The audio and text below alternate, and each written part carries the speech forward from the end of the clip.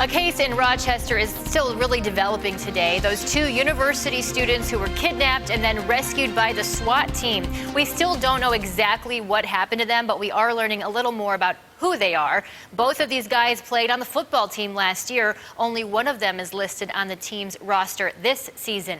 These young men are in the hospital right now recovering. News 4's Katie Alexander has been following this investigation. Katie? Teresa, there are still a lot of questions about all of this, and police say it is still a very active investigation.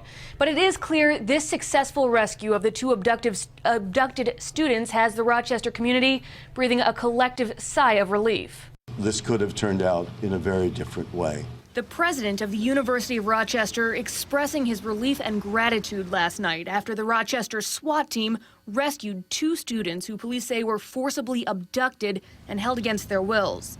Nicholas Calais and Ani Okikiu were reported missing Saturday evening, and police got to work trying to track them down. Through that investigation, they discovered the men had last been seen at 2 a.m. Saturday near the University of Rochester campus, and they were found and rescued 43 hours later at a house on Harvest Street, miles away. We had our SWAT and tactical assets staged and ready to go.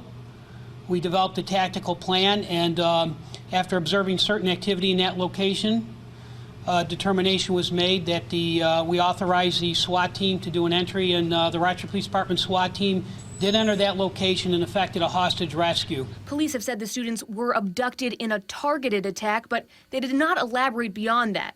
One of the big questions, of course, is why those two would have been targeted. Police at this point say it's an active investigation and they can't release a lot of details. Obviously, the most important detail, as you just heard, is that both these students are safe. Both of the students were hurt while they were being held hostage. One of them was shot in the leg. Both are expected to be okay. They are being treated now as the investigation continues. Now police say they have 4 people in custody in connection with this case, and they expect them to face a combination of kidnapping and assault charges, although the exact charges are still being sorted out. At last check, officials at the Monroe County Jail say those 4 people had not yet been booked into the jail. They were still being questioned by police. Reporting live, Katie Alexander, News 4 at noon.